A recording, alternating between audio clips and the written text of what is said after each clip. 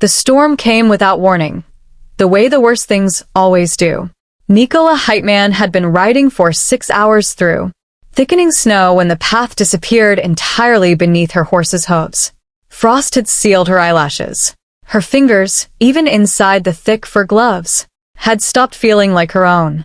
The Longhouse, she was meant to reach, her betrothed's family hall, warm and arranged and safe, was either an hour ahead or a lifetime behind. She had lost all sense of direction. Then she saw the light. A longhouse, half swallowed by snowdrifts. Firelight bleeding orange through the cracks in the door, like the building itself was breathing.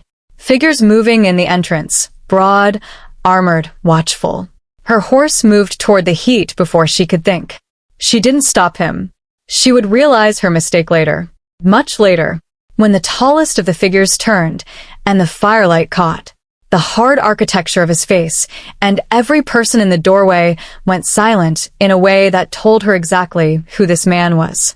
Hakon Valistad, the alpha who answered to no one. The man the northern clans whispered about like a warning. Wrong Longhouse, she thought. Completely, catastrophically wrong. Quick pause. Comment where you're watching from. And if you're enjoying this story, please like and subscribe. I've got a lot more coming. Chapter 1. The Cold Door. She didn't knock. You don't knock when your hands are frozen solid and the wolves are somewhere behind you in the dark and the snow has swallowed the world whole. You push open the door, both hands, all your weight, and you pray to whatever god is still listening that the fire inside is kinder than the storm outside. It wasn't. The longhouse hit her first as heat, a wave of it, so sudden after the cold that her eyes watered and her knees threatened to buckle, and then as smell. Wood smoke, tallow, the iron-dark scent of men and weapons and something older, something that lived in the bones of the building itself. The great fire in the central pit roared at chest height, throwing shadows up the rough-hewn walls and across the faces of the men who had all, in the same breath, stopped what they were doing and turned to look at her. There were 8 of them, maybe 10. She didn't count. She was too busy cataloging exits and reading the quality of the silence, the way she always did when she walked into a room that hadn't expected her. The silence here was the particular kind that precedes violence, not hostile, not yet, but loaded. A bowstring drawn back, waiting. And then there was him. He was standing in the middle of the longhouse like he had been carved there, or like the longhouse had been built around him, and he had simply remained when everything else was added. Tall. Broad through the shoulder in a way that was less about muscle and more about mass, about density, about the sheer physics of a man who had been forged rather than grown.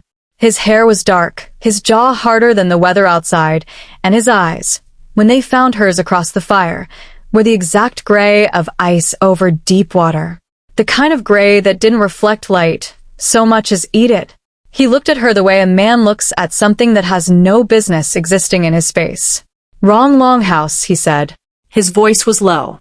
Not a shout, not a threat, just a statement, delivered with the flat certainty of someone who had never needed to raise his voice to be heard. Nicola dripped melted snow onto his floor. Her horse was shaking outside. The blizzard was a living thing, screaming at the door she'd just shut behind her, throwing itself against the walls like it wanted her back. I know, she said, but I'm not leaving. The fire crackled. One of the men near the far wall shifted his weight, hand moving toward the hilt at his hip, not drawing, just reminding her it was there. She noticed. She always noticed things like that. She kept her eyes on the man in the center of the room. He studied her for a long moment. She had the uncomfortable sense of being read, not the way polite people read you, searching for conversation or common ground, but the way a general reads a map, looking for weaknesses, looking for threat, finding, perhaps, only a half-frozen woman in a ruined travel cloak with auburn gold hair plastered to her face and enough stubbornness in her spine to walk into a stranger's hall and refuse to be removed from it. Your name, he said. Nicola Heightman. She said it cleanly, without the automatic softening she usually added when introducing herself to men who had power over her immediate safety. She was tired. She was cold. She was done performing smallness tonight. Healer's daughter. Traveling to the Vorn estate, my betrothed's family hall. The storm took the path. A pause. She lifted her chin. I rode toward the light. Something shifted in his expression. Not warmth, it was too controlled for warmth, but a fractional easing around the jaw, as if she had passed some test she hadn't known she was sitting. He looked at her the way someone looks at a problem they've already decided how to solve, and are simply irritated that it exists. One night, he said, you sleep by the fire. You eat what we eat. You don't touch anything. You don't ask questions, and at first light you ride out regardless of what the storm is doing. His gaze moved over her with the dispassion of inventory. Your horse will be stabled and fed. You will not be a guest. Nicola nodded. Understood. The men around the fire relaxed, not fully, but enough. A few of them returned to their meals, though she caught the sideways glances, the low exchanges conducted mostly in eyebrows and shifts of posture. She was being assessed. She was always being assessed. She had learned a long time ago how to survive assessment. She moved to the fire. Not to the corner he'd implicitly assigned her. Near the edge, out of the way, invisible, but to a spot near the central pit where the heat was genuine and the light was good, and she could see every face in the room from a single vantage point. She sat. She unlaced her sodden travel cloak and spread it near the flames to dry. She wrung the water from her braid with hands that had not yet fully stopped shaking. From across the room, she felt his attention snap back to her like a bowstring released. She didn't look up. She had learned that trick from her mother. Never look up. Let them come to you. Make yourself so settled, so visibly at home in whatever space you occupy, that moving you becomes more effort than leaving you be. He didn't come to her, but he didn't look away either. She could feel it, the specific weight of a gaze that was intelligent and cold and not, despite everything, entirely unwelcoming. She filed that away. The fire was extraordinary. She hadn't realized how deeply the cold had gotten into her until the heat began to undo it. A slow, almost painful process, like thawing a lock. Her fingers started to ache. Her face started to sting. Around her, the Longhouse settled back into its rhythms. The men at the table returned to their food. Someone in the shadows was mending leather. The fire snapped and exhaled. Outside, the blizzard was relentless. She stared into the fire and told herself she was merely grateful for the warmth. She did not look across the pit at Håkon Ballestad. She did not think about the way the silence had changed when he looked at her. Not emptier, but fuller. The way silence gets when something important has been left unsaid. She told herself she would be gone by morning. She told herself that several more times before she finally fell asleep, curled on her side with her cloak half dried and the firelight painting the inside of her eyelids amber. She did not hear him, later, when he moved through the hall checking the doors and the shutters and the bolts, the nightly ritual of a man who had learned not to trust anything that hadn't been checked twice. She did not see him pause for a long moment beside the fire, looking down at her. She would never know about the pause. But somewhere in the dark of the stable, her horse had stopped shaking. And the storm, if anything, was deepening. Chapter 2. 7 Days of White. She woke to the sound of a door being opened and immediately closed, the outside world admitted for one brutal second before being shut out again, and to the particular quality of light that meant morning, but wrong. Too muted. Too flat. She sat up and knew before she even looked. The storm had not broken. It had deepened. One of the men, young, she registered, maybe 17, with a jaw that was still working out what shape it wanted to be, was standing near the entrance, shaking snow from his hair, his face the color of something that had been frightened. He met her eyes across the room and seemed to remember himself, straightening. The north path is buried to the fence posts, he said to the room at large. Can't tell where the road was. How long? Håkon's voice came from the far end of the hall where he stood at a table covered in maps, his back to the room, not looking up. Bjorn says 7 days. Maybe more. The silence that followed was the particular kind that lands like a stone in still water, concentric rings of consequence moving outward from the impact point. 7 days. Nicola counted them in her head and felt something cold that had nothing to do with the temperature settle in her chest. 7 days. Håkon turned from his maps then. He looked directly at her, Not at the room, not at his men, at her, and the expression on his face was the most controlled fury she had ever witnessed. Not hot fury, the kind that shouts and throws things. Cold fury, the kind that does the math. "You'll stay," he said, which was not an invitation. "The storm leaves you no choice, so I'll extend you none either." He looked back at his maps. "Make yourself useful or make yourself invisible. Those are your options." Nicola stood up from the fireside, smoothed her cloak, and said, "Where's your kitchen?" That, apparently, was not the response he had anticipated. She saw it in the fractional pause before he answered, a tell she suspected very few people ever saw in him. "Through that door." He nodded toward the back of the hall. "Marin manages it."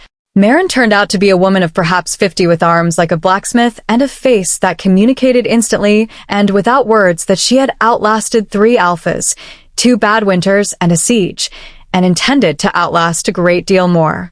She looked Nicola up and down with the frank appraisal of someone who had no time for pretense. "Can you cook?" she asked. "I can," Nicola said. "And I can brew medicines, dress wounds, and identify 12 kinds of fever by pulse alone, if that's useful." Marin studied her for another moment. Then she handed her a knife and pointed at a basket of root vegetables. "Start there." The morning passed in the warm industry of the kitchen, the thud of a blade on a board, the hiss of fat in an iron pot, the particular satisfaction of work that fed people. Nicola had grown up in her mother's cottage doing exactly this, making something useful from whatever was available. She found the rhythm quickly, found her way around the kitchen's logic, and quietly noted where things were kept in case she needed them later for reasons other than cooking. She learned the pack's names through watching. The young one who'd reported the storm was Lev, quick-moving, quick-laughing, the kind of boy who needed to be the fastest person in any given situation just to feel safe. The man mending leather last night was Gorm, older, scarred along his left forearm in the distinctive pattern of a blade that had been dragged rather than struck, slow in his movements, but precise. There was a pair she couldn't yet tell apart, brothers, obviously, dark-haired and broad, who communicated almost entirely through looks. And there was one who watched her the way Hakon watched her, which was to say constantly and without warmth, but whose watchfulness felt different, not territorial, but protective. Protective of someone other than her. His name, she gathered, was Soren. He was Hakon's second. At midday, she brought a bowl of the stew she'd made into the main hall and set it on the table near where Hakon was still working at his maps. She didn't say anything. She simply set it down and went back to the kitchen. She felt his eyes follow her all the way through the door. Marin, when Nicola returned, was looking at her with an expression that was not quite amusement and not quite warning. "He doesn't like being managed," she said, without specifying who she was talking about, which suggested she didn't need to. "I'm not managing anyone," Nicola said. "I'm feeding people. It's different." Marin made a sound that might have been agreement. "He'll figure that out eventually. I'll be gone in 7 days." "Yes," said Marin, in the tone of someone who finds a particular statement more interesting than the person making it realizes. "You will." That evening, the pack gathered around the fire in the way that packs do, not by arrangement but by gravity, pulled together by the cold outside and the warmth within, and the ancient instinct toward nearness. Nicola sat at the edge of it and listened. She heard the texture of Hakon's authority in the way the conversations arranged themselves around him, not in deference, exactly, but in orientation. The way compass needles swing. He said relatively little. He didn't need to. She caught him looking at her twice that evening. Both times, she looked at the fire. 7 days, she told herself. 7 days, and she would ride to the Vorn estate, and none of this would be anything more than a strange detour, a story she might tell someday about the time she ended up in the wrong Longhouse in the worst blizzard in living memory. Outside, the snow continued to fall, and the fire burned steadily. And in the corner of her eye, through all of it, was the steady, unflinching presence of a man who had called her a problem and had not yet stopped watching her long enough to be convincing about it. Chapter 3. The Healer's Hands. On the 3rd morning, she found Gorm. He was sitting on a low bench near the side door, not mending leather this time, but simply sitting in the careful stillness of a man who is trying very hard not to move. His left arm, the one with the long scar, was cradled against his chest. His jaw was tight. His color was wrong. Nicola set down the tray she was carrying. "How long?" she asked. He looked at her. "Since last week." "Let me see." He didn't move to cover it, which told her he'd reached the point past pride. She knelt beside him and pushed back his sleeve, careful, watchful for the hiss of breath that would tell her where the pain spiked. The wound was on the inside of his forearm, old but not old enough, still angry at the edges with the particular heat that meant infection had taken hold. The skin around the stitches was taut and shining. There was swelling up toward the elbow. It was bad. Not yet dangerous, but heading there. "Why hasn't your pack healer seen this?" she asked. "Elda is at the Eastern Settlement. Has been since before the storm." "And you didn't say anything to Hakon?" A beat. "He has enough." She sat back on her heels and looked at him properly. He was watching her with a wariness that was different from the others, not hostile, but careful, the way you're careful around someone whose capabilities you can't yet measure. She recognized it. She had to set herself. "I'm going to need yarrow, if Maren has it. Hot water. Clean linen." She looked up at him. "And you need to tell Hakon." "I don't need." "You have an infection 3 inches from your elbow joint," she said, quietly and without drama. "You need to tell Hakon." Gorm told Hakon. She heard them, low voices in the hall, and then Hakon's footsteps toward the kitchen where she was already assembling what she needed. He came through the door and stood there, taking in the scene, the lined-up jars, the folded linen, the pot on the fire, and said nothing. "I need yarrow," she said.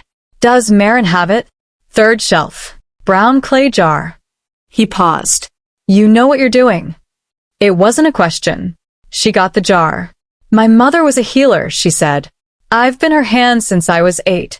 I know wound fever, I know how to clean an infection, and I know when something needs to be watched overnight, and when it needs more than watching." She turned to look at him. "This needs watching. It's not dangerous yet, but it was 2 days from being dangerous." He should have said something sooner. Hakon's jaw did something complicated. He should have. "Pride is expensive," she said. "Yes," he agreed, very quietly. "It is." She worked on Gorm's arm for the better part of an hour. The pack gathered at the edges of it, not in her way, but near, the instinctive clustering of a group around one of its own who was hurt. She was aware of them watching. She did what she always did when she was watched. She made herself nothing but the work. Clean hands, steady grip, the right pressure at the right place. The wound required lancing at one point. She warned Gorm. He held still. Lev looked away, and the drainage was ugly but necessary. When it was done, she dressed it clean and tight, and told Gorm to keep it elevated and not to use that arm for 2 days at minimum. 2 days, Gorm repeated, in the tone of a man who had never in his life not used both arms. 2 days, she said, or I will come back and make it 4. Something happened in the room. She didn't quite catch it, a shift, a current, some recalibration she hadn't been present for the beginning of. Lev was grinning. The brothers exchanged a look. Even Soren, in his watchful corner, had an expression that had moved fractionally toward something less guarded. She stood up and reached for the basin to begin cleaning up, and found Hakon beside her. He didn't say anything immediately. He took the basin from her hands, not roughly, just with the simple authority of someone accustomed to simply doing things, and carried it toward the door. She watched him, surprised despite herself. "Thank you," he said, with his back to her. "I told you I was a healer's daughter. You told me a lot of things." He set the basin down, turned. In the firelight his face was less closed than it usually was, not open, not warm, but the distance had shifted the way a fog shifts sometimes, and you can see through it briefly to the shape of something on the other side. "You were right that he should have said something. I didn't. I should have checked. I knew about the cut." She looked at him. "You can't know everything about everyone." "That is my job," he said, as if it were simply a fact. as if the weight of it hadn't settled around his shoulders like something permanent a long time ago. She didn't say anything to that. There wasn't anything to say. That evening, without discussion and without ceremony, he moved her sleeping space. Not to the corner, not to the edge, to a proper pallet near the inner wall, where the draft didn't reach and the firelight did. He did it himself, carrying the bedding with the same flat efficiency he brought to everything, and when he was done, he simply walked away, without explanation. It was the most he had said without using any words at all. She lay down that night and stared at the ceiling and tried very hard not to understand what it meant. Outside, the storm howled. Inside, the fire burned low. And somewhere across the hall in the dark, she could hear the slow, steady breathing of a man who was trying, she thought, not to be anything she might need him to be. She found that thought considerably more difficult to sleep past than the cold had been. Chapter 4. Firelight Confessions. The wind that night was the worst yet. It found every crack in the Longhouse walls, every imperfection in the shutters, every gap between the door and its frame, and it sang through all of them in different registers, low moans, high screams, and something in between that wasn't quite either, just raw cold sound pressing at the seams of the building like it was testing for a way in. Nicola lay on her pallet and listened to it and was awake, completely and helplessly awake, by the second hour past midnight. She sat up. Across the hall, there was already a shape at the fire. He was sitting on the low bench Gorm favored, forearms on his knees, staring into the coals with the focused stillness of someone who had also given up on sleep, but was not troubled by that. He didn't startle when she moved. He simply looked up as she settled on the other side of the fire, pulling her cloak around her shoulders. They sat in silence for a while. It was not uncomfortable. That, she noted with some private alarm, was new. "Do you always wake in storms?" she asked eventually. No. A pause. Just this one. She didn't ask why. She had learned in 3 days that asking him why things were the way they were was like pressing a bruise to see if it still hurt. He would answer sometimes, but there was always a cost to it, paid in some currency she couldn't yet name. Instead, she looked at the fire and said, "My mother loves storms. She says they're the world being honest." He looked at her. Being honest. She means most of the time the world pretends. Pretends to be hospitable. Pretends paths will stay where you left them. A storm stops pretending. The world just is what it is, cold, indifferent, larger than you. She paused, hearing herself. She finds it restful. I mostly just find it cold. Something in his face. Not a smile. She wasn't sure he had those anymore, but a softening of something around the eyes that might have been the architectural memory of one. "She sounds unusual," he said. "She's the most clear-eyed person I've ever known." Nicola pulled her knees up, which made it harder when she started getting sick. Clear-eyed people know what's happening to them. She hadn't meant to say that. It came out in the way things come out at 2 in the morning with the wind making the walls moan. Too directly, without the usual social packaging. She waited for the discomfort she usually felt after saying something true. He didn't flinch away from it. What illness? Her lungs. The winters have been hard on her. She looked at the coals. The marriage, the betrothal. It comes with a stipend. Enough to keep her warm and housed and fed properly. Enough to buy the medicines she needs. She said it plainly, the way she'd said it to herself so many times it had become just the facts of the situation. Undecorated. "I am not under any illusions about what the arrangement is." He was quiet for a long moment. The fire exhaled. The wind pressed at the walls. "That's an honest thing to say," he said finally. "I find it easier than the alternative." He looked at her then, a long, direct look that had a different quality than the ones before it, less like assessment, and more like something searching. "I used to believe in choosing things," he said, abruptly, like the words had escaped a room they'd been locked in. He seemed slightly surprised to hear himself say it. "What kind of things?" "Place. People." A pause that lasted almost long enough that she thought he was done. "Direction.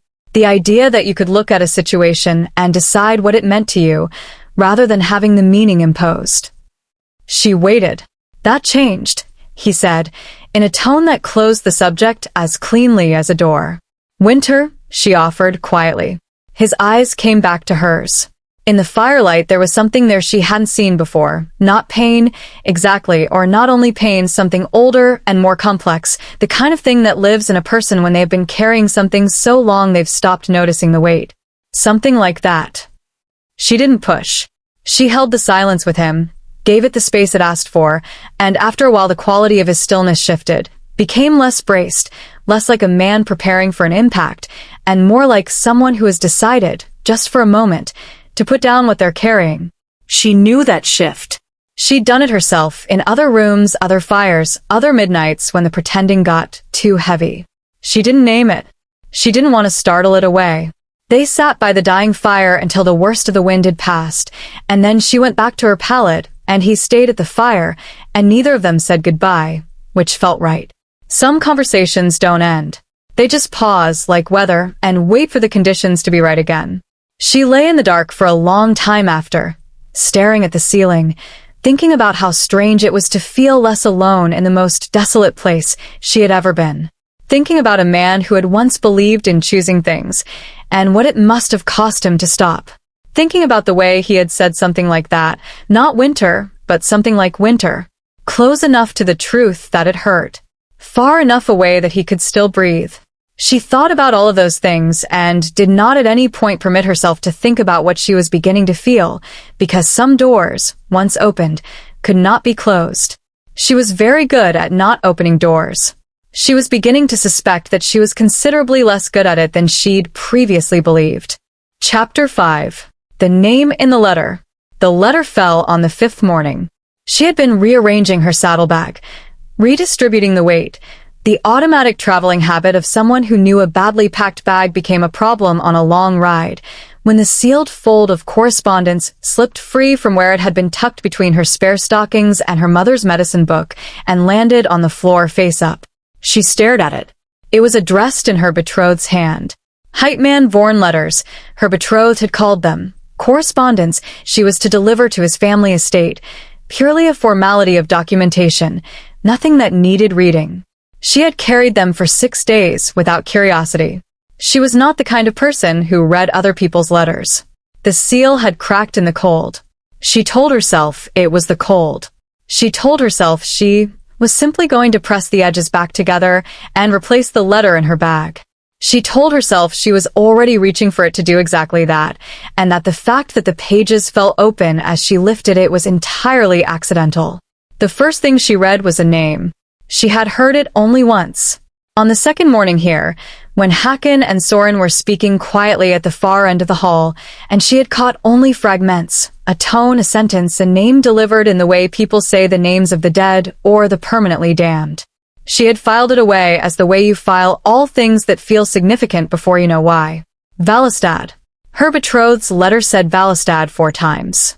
She read it standing in the corner of the room with her cloak still on and her breath going shallow in a way she had to consciously regulate. She read it twice.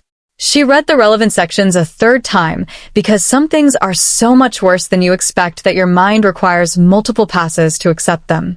The betrayal of Håkon's pack. The event 3 years ago that had fractured everything, that had taken people from him and remade him from a man who believed in choosing things into a man who had weaponized his own coldness, had not been a random act of clan politics. It had been arranged, organized. There had been a specific coordination of timing, of information passed to the right people at the right moment. Information that could only have come from someone trusted. Someone inside. Her betrothed's family had been the conduit.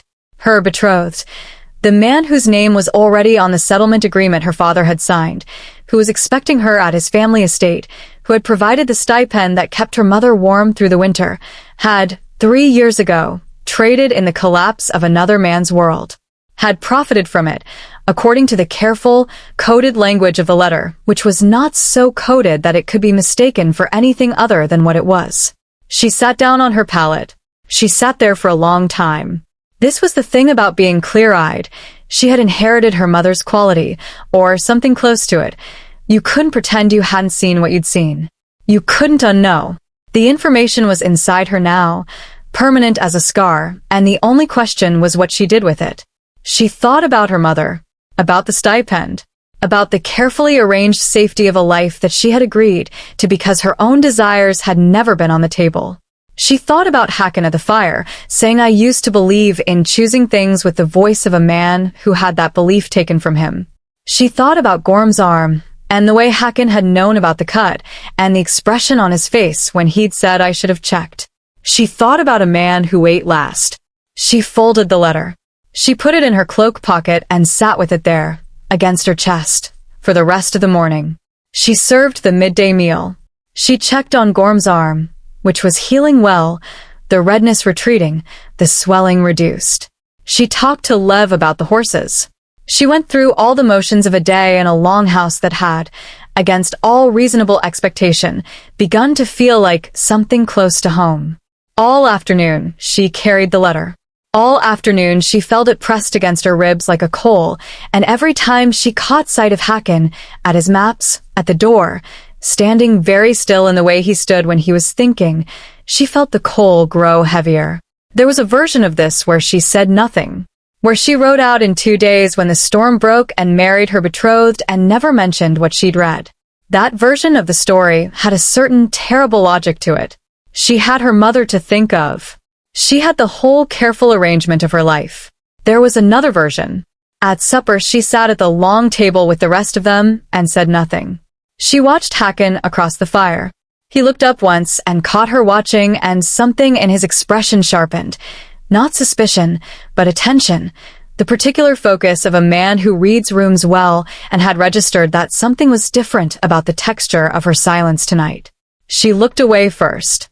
She lay awake long after the hall had gone quiet, the letter still in her cloak pocket, the fire burning low. She lay awake and thought about who she wanted to be when she walked out of here. About whether the woman who rode into this storm was the same woman who had to ride out of it. About what it cost to know something true and choose to carry it alone. Her mother's voice, clear as ever. "The most expensive thing in the world is a truth you know and won't say." She closed her eyes.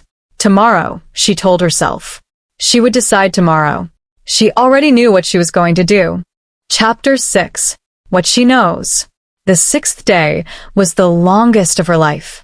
She had the letter in her pocket from the moment she woke, and she carried it through every hour of that day like an unexploded charge, careful around it, aware of it, tracking the position of everyone in the room in relation to it in the way you track dangerous things. She kept waiting for the moment to present itself, the obvious opening when she could sit across from him at the long table and place the paper between them and say, "Read this." It did not present itself. Or rather, it presented itself many times, and she found, each time, that her hands did not move. She watched him instead. She had been watching him since she arrived, but this was different. Not assessment, not the careful reading of exits and threat levels, but the kind of watching that feels like pressing a bruise to map, where the pain lives. She watched him move through the hall with the unhurried authority of someone who had stopped performing leadership because it had become simply his nature. She watched him speak to his men, brief, direct, never unkind in a way that cost anything, though never warm either, each word doing exactly its job and no more. She watched him check the doors, check the horses through the stable hands report, check Gorm's arm himself, 2 fingers pressed gently below the dressing in a gesture so practiced she knew he'd done it before. With other men, other wounds, a whole history of this exact careful accounting. He sat at one end of the long table to eat. He always ate last, after the rest of the pack had filled their bowls, after Marin had eaten, after even she, the uninvited guest, had been served. He ate without comment, without ceremony, without any of the performance of rank that a man in his position could have indulged. When Lev knocked over his cup and soaked half the table, Hakan handed him a cloth without looking up from his bowl.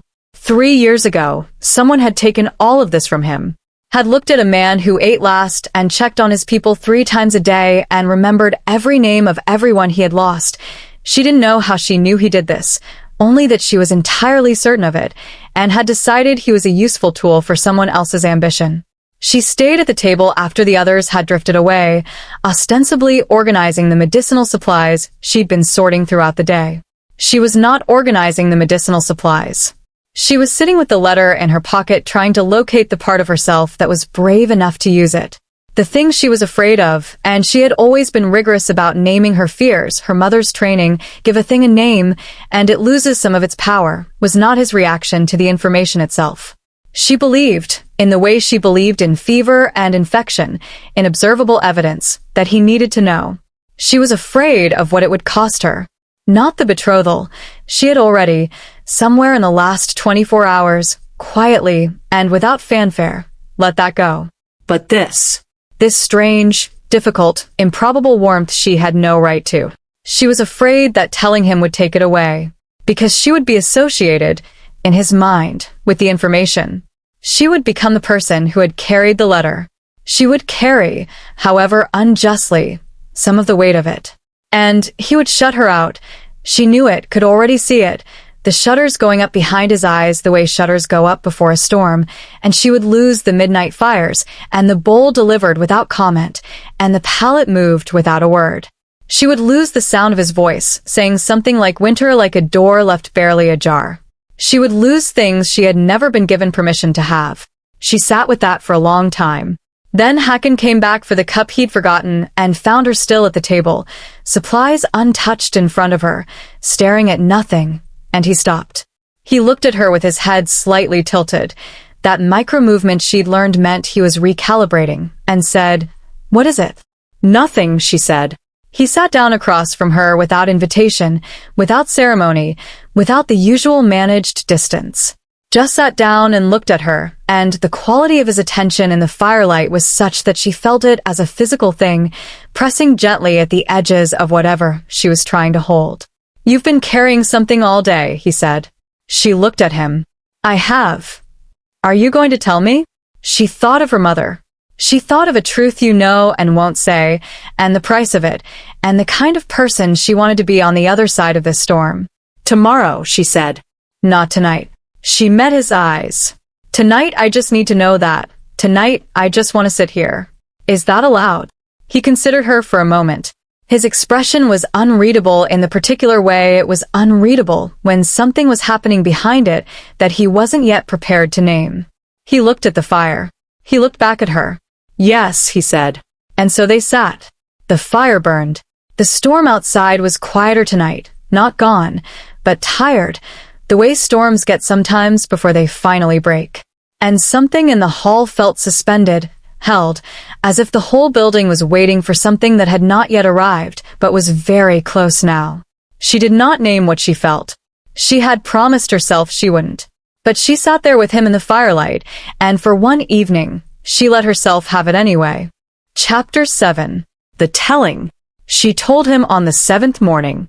She waited until the pack had gone, out to the stable, out to the wood store, scattered on the small necessary business of survival that a longhouse required, and then she went to the long table and sat in the chair she'd been sitting in for 6 days and placed the letter on the wood in front of her and waited for him. He came in from the side door, shaking snow from his shoulders, and stopped when he saw her expression. She had planned what she was going to say. She had worked on it through the night. How to be clear, how to be fair, how to deliver something devastating without cruelty. But when he sat down across from her, all of it went away, and what she said instead was simply the truth, undecorated. "I found something in my bag that I should not have read, and then read anyway, and I've been carrying it for 2 days because I was afraid of what it would cost me to show you." She slid the letter across the table. "You need to read it." He looked at the letter. He looked at her. He picked it up. She watched his face as he read. She had thought, had hoped, a little, had told herself the hope was foolish, that she would be able to see it coming, the moment it changed. The moment he moved from reading to understanding to the full weight of it. She thought it would come with some expression she could prepare for.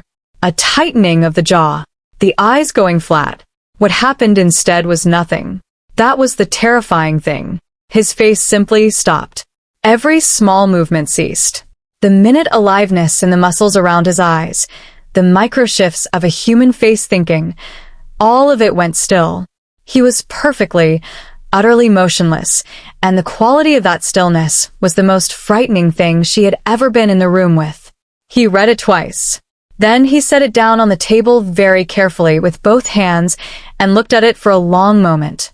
The fire crackled. The wind pressed at the walls. Then he looked at her. The question in his eyes was not what she had expected. It was not rage. It was not the cold shutting out she had braced for. It was something rawer than that, something that had bypassed all the armor and come from somewhere he hadn't had time to protect. "Why are you telling me?" his eyes said. Not "did you know?" Not "how long?" Not the calculation of threat she'd anticipated. "Why are you telling me?" "Because you deserve to know," she said. Her voice was steady. She was proud of that, quietly, in some distant part of herself that was watching this happen. Because someone took something from you using information, and you have spent 3 years not knowing why, and you deserve the truth even if... She stopped. Started again. "Even if it costs me everything." He was very still. "The betrothal," he said. "I'm not going," she said. "I decided that before I decided to show you. I'm not going to marry a man who built his safety on another man's ruin. That's separate. That was mine to decide." She looked at her hands, flat on the table. "This was yours to know. Those are different things." The silence lasted long enough that she became aware of it as a physical presence in the room, dense, heavy, the quality of air before lightning. She did not feel it. She had said what she came to say. The rest belonged to him. When he finally moved, it was just his hands. They shifted on the table, both of them pressing flat against the wood in the way hands press against things when a person needs to feel something solid. He looked at the letter again. He looked at the fire. "Soren will want to ride out when the storm breaks," he said, in the voice of a man who has switched to operational thinking because operational thinking is something he knows how to do with a broken thing inside him. He stopped. Drew a breath. "There are things this changes." "I know. I have to." Another stop. The sentence didn't have an end he was willing to say out loud. Not yet. "I know," she said again, softer. He looked at her. Full on, the way he rarely did. No management, no calibration, just the look of a man who is standing in the rubble of something and has not yet decided whether to rebuild or simply stand there a while. His eyes were very gray in the morning light. Not ice over water gray, she thought. River ice gray. The kind that is not quite frozen all the way through. "Why didn't you wait?" he said. "You could have left when the storm broke. I would never have known you'd read it." "Yes," she said. "So why?" She looked at him for a long moment. Then she said, "Because I am very tired of making myself small to fit spaces that were never designed to hold all of who I am. And the version of me that rides out of here, having said nothing, is small. And I am done with her." Something happened in his face. Something she could not name but would remember for a long time, something that was not quite breaking and not quite opening but was some third thing, something that existed only in the moment when two things that have been held apart for a very long time come slightly closer together. He didn't say anything. He didn't need to. She stood. She left the letter on the table. She walked back through the hall to the kitchen, where Maren was already starting the midday meal, and she picked up a knife and a board and began to work, because that was what she did when she had done something that could not be undone, and simply had to wait for what came next. Her hands were completely steady. She was more surprised by that than anything else. Chapter 8. The Breaking. He shut her out. She had known he would. She had seen it coming the way you see weather coming across an open plain, not in time to avoid it, just in time to brace. From the morning after she showed him the letter, he was formal, efficient, and cold in a way that was distinct from the ordinary coldness she had arrived at. The ordinary coldness had been a door. This was a wall. He answered her questions when she asked them. He thanked her, once, when she brought the midday meal to the table. He was unfailingly, impeccably civil. That was, in its way, the worst of it, because it meant he had seen her, had registered her fully enough to know exactly how to be unreachable, in the way you can only be unreachable to someone who has been near enough to find you. The pack felt the shift. She watched them feel it.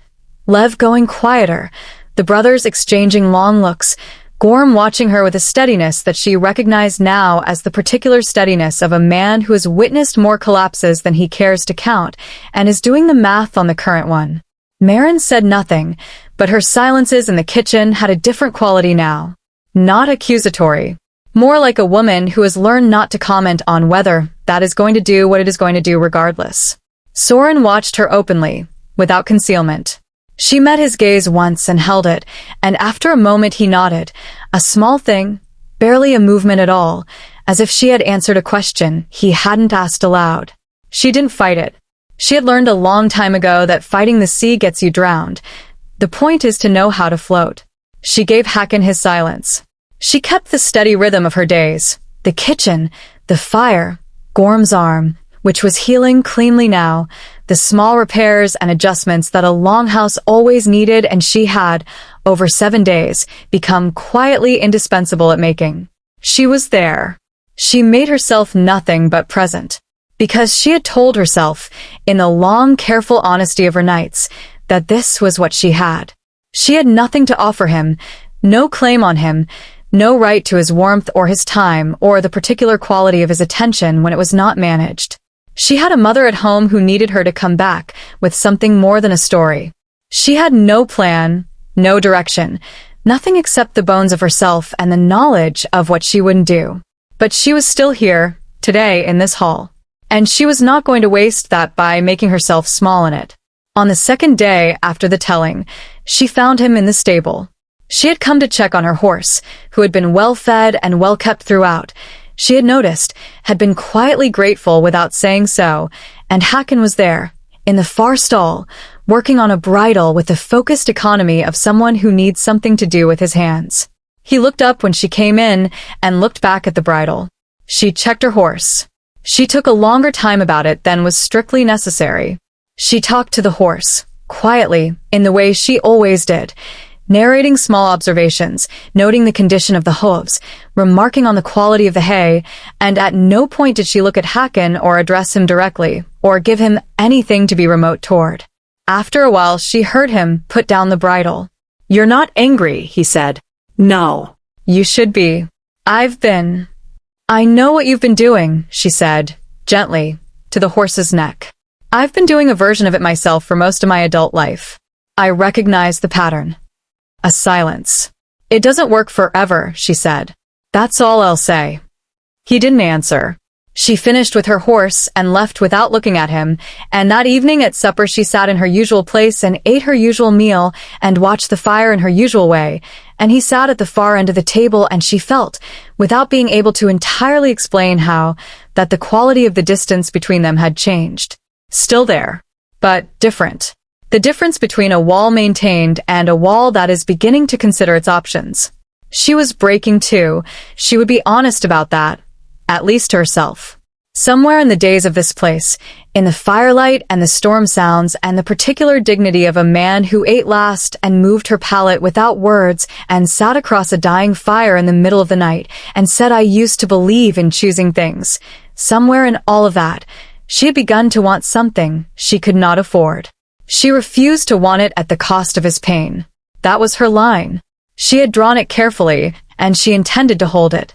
If the only way he could breathe was with distance between them, she would give him the whole sky. She lay on her pallet that night and listened to the storm outside, which was quieter now, the seventh-day quiet that Bjorn had predicted, the hinge of the weather, the held breath before the break. In the morning the roads would be passable. She began very quietly to think about how to leave. Chapter 9. The storm breaks. The storm broke on the 6th night. She woke before dawn to a silence, so profound it felt structural, as if the world had been rebuilt overnight on foundations of quiet. No wind, no pressure on the walls. Just the long, still, breathtaking hush of a world under snow, and through the gaps in the shutter, a quality of light that meant clearing sky. Starlight. The cold stars of a storm's aftermath, sharp and enormous and clean. She lay still for a long moment and looked at them. Then she got up and began to pack. She was methodical about it. She had arrived with very little, and she packed what she had with the same care she'd used to distribute the weight 7 days ago on the path. Mindless hands, organized mind, the comfort of practical motion when the interior was too full to be useful. She rolled her spare clothing, repacked the medicine book. She checked the saddlebags for what the journey would need: water, provisions, the instruments of a healer's trade. She did not need very much. She had never needed very much. The letter she left on the table. She had thought about keeping it, evidence, leverage, the documentation of a truth that deserved to be acted on. But it wasn't hers. It had never been hers. She left it in the center of the long table where Hacken would find it when the hall woke, and beside it, she placed the note she had been writing in her head for 2 days. She wrote it in plain language because she had no other kind. She told him she was breaking the betrothal, that she had sent word the previous day with one of the pack riders who'd made it to the near settlement, a message delivered cleanly and without apology to the Vorn household that the arrangement was dissolved and the reasons were her own. She told him that the letter was his to use as he needed. She told him she did not know where she was going next, only where she was not going, and that she found this less frightening than she'd expected. She did not tell him any of the other things she might have said. She had told him enough true things. She had a long ride ahead to fill with all the rest. She was in the stable, saddle half lifted, when she heard his footsteps on the frozen ground behind her. She did not startle. She had been listening for them. She realized, in the back of her hearing, for the whole of the packing and the note writing and the slow, careful business of leaving, she had been listening for the sound of him. She did not know what that meant. She had been studiously not asking. She finished settling the saddle. She reached for the girth strap. I read the note, he said. I know. Nicola. She turned around. He was standing in the stable doorway with the dark sky behind him. The first starlight she had seen in 7 days, clear and enormous above his shoulders, the storm entirely gone, the world rebuilt and still and waiting.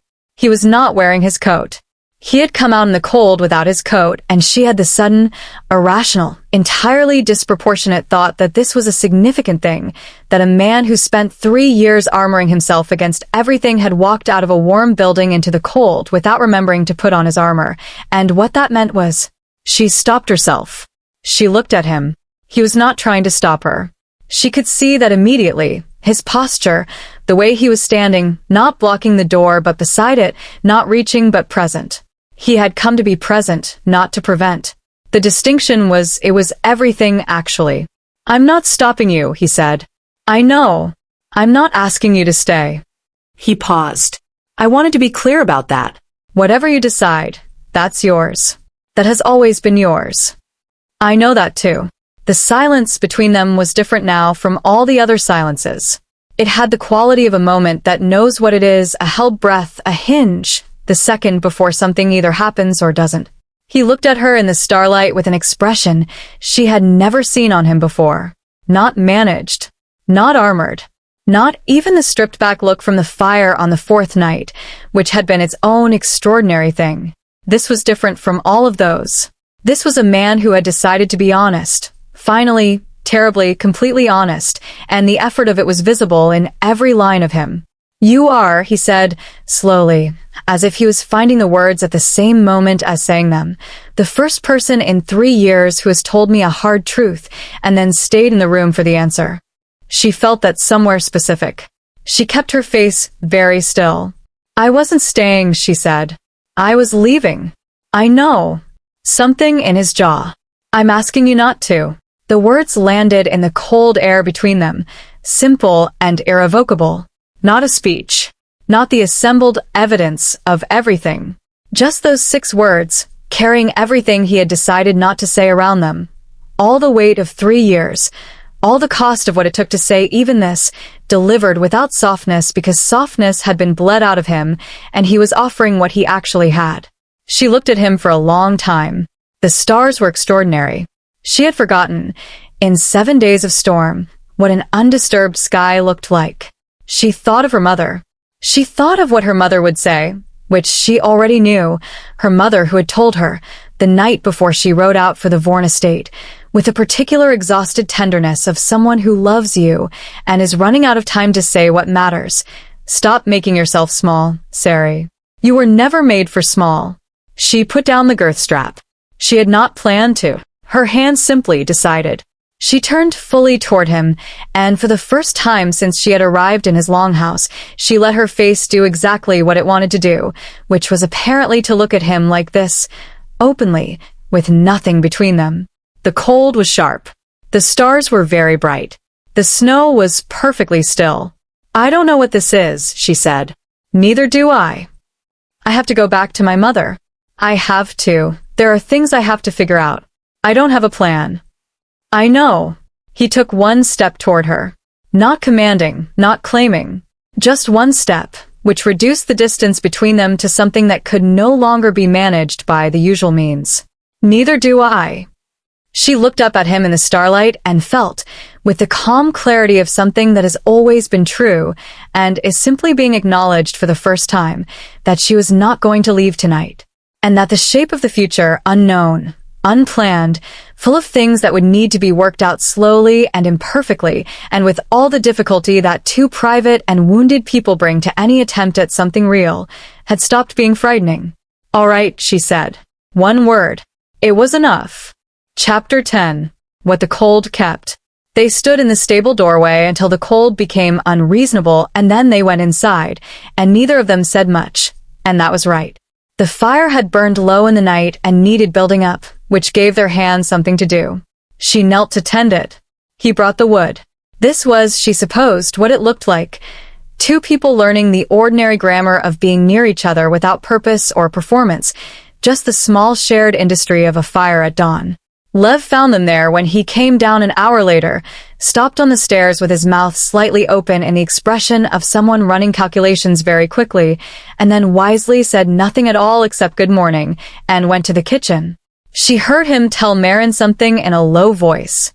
She heard Marin's response, which was the sound of someone who was not, in any meaningful way, surprised. The day came in slowly, the long blue light of a world after a storm, everything made new and strange by the snow, the distances that had been closed by the blizzard now visible again, the mountains reappearing on the horizon in their full scale, the sky enormous and pale and entirely clear. Hakan stood at the open door for a long time looking at it. She stood beside him and looked at it too, and thought about how strange it was that the same world that had trapped her could, in the next breath, look this beautiful. Soren came to Hakan that morning with maps and logistics and the practical consequences of what the letter meant. There were clan councils to convene, evidence to present, a 3-year-old account to settle in the public way that honor required. He spoke quickly and quietly, and with the compressed efficiency of a second who has been carrying things carefully for a very long time. Hakan listened. He asked 2 questions. He gave instructions that were clear and specific and told Nicola, in their precision, that he had already been thinking about this, had been thinking about it since the morning she placed the letter on the table, even through the days he'd spent shutting her out, even through the controlled fury of managing something he didn't yet know how to carry. She respected that. The thinking under the wall. The work that happens in people even when they appear to have gone still. She packed and repacked her saddlebag properly, the way it should have been packed for travel. She was not leaving today. They had agreed, in the careful, imprecise language of 2 people who are making something up as they go, that she would stay a few more days, that there were things to talk through, that the shape of next would be found not in a single conversation but in the accumulated weight of smaller ones. This felt true and practical and also, privately, like a kind of mercy she had not expected. Gorm sought her out mid-morning. He sat beside her where she was working at the long table and offered his arm without being asked, and she checked the wound, and it was clean and healing, the redness gone, the skin knitting back to itself with the steady persistence of the body doing what it knows how to do. She redressed it. He watched her hands. He told Soren. Gorm said, finally, in the tone of a man delivering useful information without commentary. She kept her eyes on the dressing. Told him what? That you were to be treated as a member of this house. A pause. He didn't say for how long. She tied off the bandage. She looked up. He never said anything like that, Gorm said, about anyone. In 3 years. She nodded once. She didn't trust her voice at that particular moment, which was unusual for her. She was generally very good at her voice. The day organized itself around the aftermath of the storm, the necessary shoveling out, the assessing of stores, the practical recalibration of a household that had been locked down and was now beginning to think about the world outside its walls again. She was part of this without being asked to be. Her hands knew their work. She moved through the Longhouse with the ease of someone who had stopped trying to be invisible and was simply, plainly there. At one point, she passed Hacken in the narrow corridor near the storage room, and they both stopped, and the moment had the specific quality of two people who are newly aware of each other's physical presence in a way that is different from awareness of threat or awareness of inconvenience. He looked at her. She looked at him. The fire at the end of the corridor threw their shadows backward. "You should send word to your mother," he said, "that you're safe." She hadn't thought of that, or rather, she had thought of it obliquely, somewhere in the middle of the packing and the note writing and the stars, and the thought had been overtaken by more immediate events. "Yes," she said, "I will. Bjorn's going to the Eastern Settlement tomorrow. He can carry a letter." "Thank you." He nodded and stepped past her, and she watched him go, and felt, with the particular precision of something that is newly and irrevocably true, that this was what it looked like when the ice began to thaw. Not dramatically, not in a single great breaking apart, just a slow easing of the locked places, the water finding the cracks, a degree at a time, unremarkable and irreversible. She wrote the letter to her mother that evening. She wrote that she was safe, that she was delayed, that the storm had taken her somewhere unexpected, and she was still finding her footing in it. She wrote that she was not going to the Vorn estate and that the arrangement was dissolved, and she was sorry for the difficulty this caused. She wrote that she was well, that she stopped here, pen hovering, and found, to her own surprise, that the word she wanted to use was, well, not surviving, not managing, not making the best of a constrained situation. Well, she sealed the letter. She said it with Bjorn's things. That night the pack ate together around the fire in the long hall, and she sat among them, and the conversation moved across her like weather. Jokes she was beginning to know the architecture of, arguments she could follow now, the quiet particular warmth of people who have survived something together and know it. Lev told a story about the time the east wall nearly came down in a previous storm, and embellished it so extravagantly that even Gorm laughed, which apparently was considered a significant event. Hacken sat at his end of the table. He ate last as always. At some point during the evening his eyes found hers across the fire, and she held the look, steadily, openly, without managing anything at all, and what passed between them was not a declaration or a beginning or an ending, but something more honest than any of those, an acknowledgement. Two people who had both spent a very long time closed decided, without a great deal of fanfare, to be slightly less closed. Starting from there, building from what was actually present rather than from what should have been. She thought about the storm, about the path that had disappeared under her horse's hooves and the light she had ridden toward without thinking, and the door she had pushed open with both hands, and the man who had said wrong Longhouse with the certainty of someone who had not yet considered that there might be no such thing as accident. She thought about her mother's voice, "Stop making yourself small." She looked at the fire and felt, for the first time in longer than she could account for, entirely the size of herself, no larger, no smaller, all of it present, all of it allowed. It was not comfortable, exactly. It was not the ordered safety she had ridden toward in the Vorn estate, the carefully arranged life, the transaction with a fixed value on both sides. It was something else.